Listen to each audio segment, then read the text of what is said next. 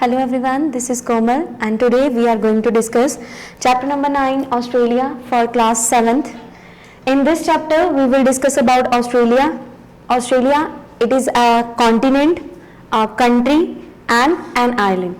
So we will discuss one by one according to the political division and the physical division, and afterward people those who are living in Australia, the major occupation for them and what type of community they are having. So firstly I will start with the Australia country. It is as a country, a continent and island. It is a single landmass which is considered as a country, continent and an island. It is sometimes referred to as an island continent too. So it is located in Oceania between the Indian Ocean and South Pacific Ocean, and the population of Australia is concentrated along the eastern and southeastern coast. And the geography of this country is extremely diverse and ranging from snow-capped mountains of Australian Alps and Tasmania to a large desert, tropical and temperate forest too. So there is a diversity in the land masses and the people. The neighboring countries which include Indonesia, East Timor, Papua New Guinea, the Solomon Islands, Vanuatu and the French dependency of Caledonia to the east and New Zealand to the southeast side. If we will talk about the location, the official name of Australia is the Commonwealth of Australia. It is located in the region of Australasia. And in Australia, New Zealand, Papua New Guinea and the nearby islands collectively they are considering as the Australasia. And it is the only continent to lie entirely in the southern hemisphere. This continent lies on the southern hemisphere. If we will see it on the world map, you can consider it through the book, page number 131. It is clearly mentioned over here that this yellow portion is Australia and it is lying lying toward the southern hemisphere side, below side.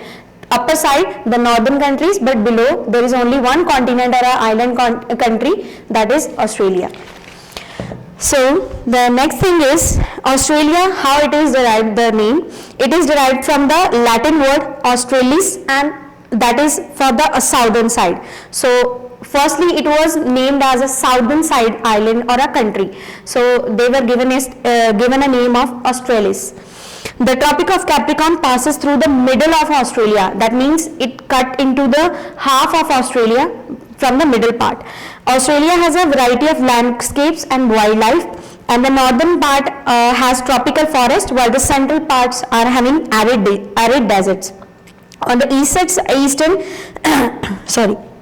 and the southern eastern part you will find mountains too, and this continent also have unique animal species like kangaroos, dingoes, koala, platypus. All these are very unique species which we are not getting in other continents. Only Australia is having these type of animal species. Now the Australia brief history, if we will discuss, the history is related with the gold rush. People, those who are the natives of Australia, they are mainly living in tribes. But the people, those who are coming outside from Australia, they are just coming here for the gold purpose, just to explore gold over there. Many people from Europe came here and explored the interiors of Australia, and they discovered the Murray and Darling rivers. And they settled in the heart of Australia, that means the center part of Australia they settled down. And the discovery of gold, which was firstly discovered in 1851, has caused the gold rush, and soon it became a prosperous British colony. Like India, it was also a British colony once. So trade unions, educational institutions and factories soon came up. Agriculture and mining also prospered. In 1901, after much struggle, Australia gained dominance status, and this meant that the country was free but still was very close to Britain. So the head of country is the Queen of England. It was got independence, but still then the head of the country was the Queen of England. The capital of Australia's capital is Canberra. And total area, if we will say that area, it is given on page number 131. You can see the important facts of Australia. The main language, that is English, due to the influence of British colony. So the main language is English over there. Major religions, that is Christianity. Currency, they are having Australian dollars. And then latitudinal extent is 10 degrees south to 40 degrees south. And longitudinal, that is 114 degree east to 154 east side. Now the next thing is about the Australian original inhabitants. They are the Aboriginal people. They are considering as the Aboriginal people, and they make up only 4% of the population of Australia, and remaining 96% population is coming from was coming outside from Australia. The remaining population is from different parts of the world. Now the Australian society has the members of a rich and multicultural mix. And if we were to discuss about the political divisions, there are 6 states and 2 union territories in Australia. It's a very small continent, small country, so only 6 states and 2 union territories. The major or important cities in Australia are Sydney and Melbourne. Canberra is also important as it is a capital of Australia. Then this is the political division part of Australia. So if we will talk about the people of Australia, I already told you that there are the native peoples of Australia, they are known as the Aboriginal, and the people, those who are the other population is from the outside of the world. Now when the European arrived in 18th century, the peaceful lives of our Aboriginals was disturbed and many changes took place. The educational institutes, they were opened, roads building, there are several things they were open over here. Then Abel Tasman, he was sailed in Australia in 1642 to 43. He was a Dutchman, and after his name, the desert area, the Tasmanian desert name was given. He landed on the nearby island that is known, once it was known as the Van Diemen's Island, and afterward the Van Diemen's Island is known as the Tasmanian area. Now next thing is in 1770, Captain James Cook, he was a British explorer. He sailed into Australian inlet. He has discovered the Botany Bay. Next is in 1788, Australia was British colony, and in that meantime many people from Europe came here and explored the interior area for the gold rush.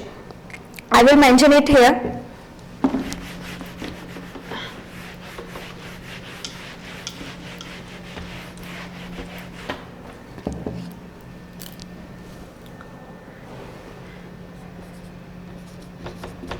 During the year 1642, Abel Tasman, he was a Dutch explorer who explored the area of Van Diemen's Island.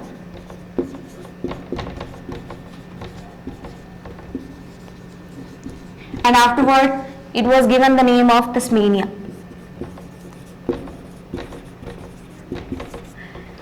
The next was Captain James Cook.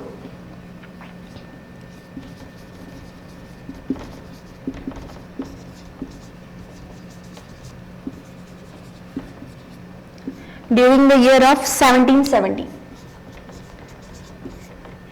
and he explored the place of Botany Bay. These two things are very important. You will ask internal question from this part. So now the next thing is outback. What are outback? The remote interior area of Australia, which is generally comparatively remote than the other areas which are named as a bush, that is collectively referred to an island outside the main urban area. Outside the urban area, which is totally remote or not connected with the city or the town part, that is called the outbreak. Next is the physical divisions. Physical division, this continent is divided into 3 main landforms. The first one, Eastern Highland, Central Lowland and Western Plateau.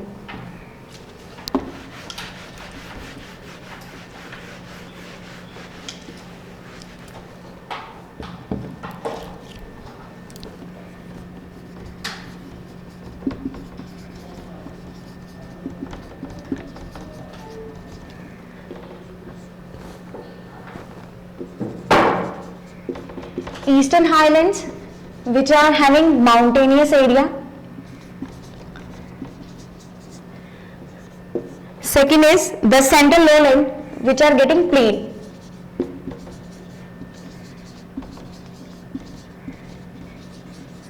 And the third one is the western plateau.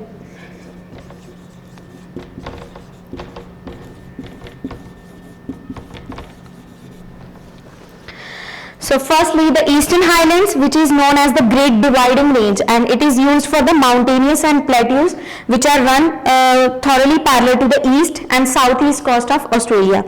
The Great Dividing Range is a series of high plateaus and low mountains in the eastern part of Australia, and it shields the dry, hot interior of Australia from the rain-bearing clouds from the Pacific Ocean, and winter sees its peak covered with snow attacking.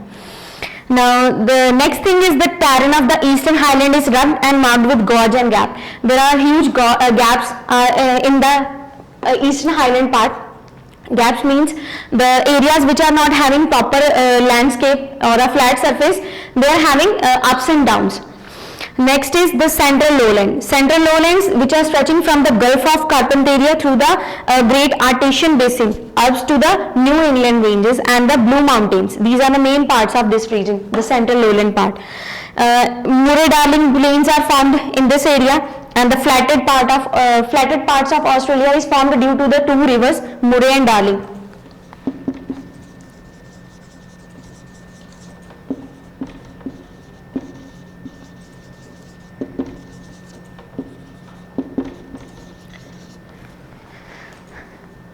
Now the next is the Western Plateau. Western Plateaus covers about 75% of Australian land. 75% total land is covered with the Western Plateau area.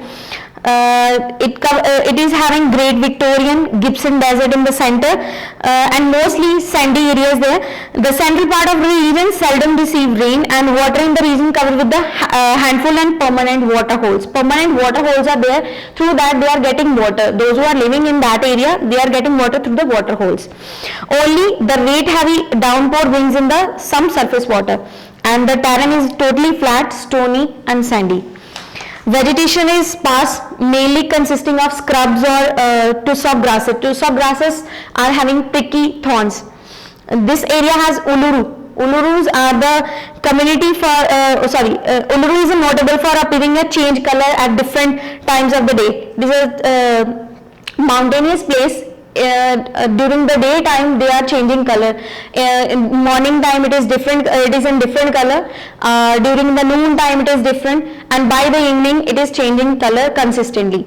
So it is this is about 10 kilometer in the circumference.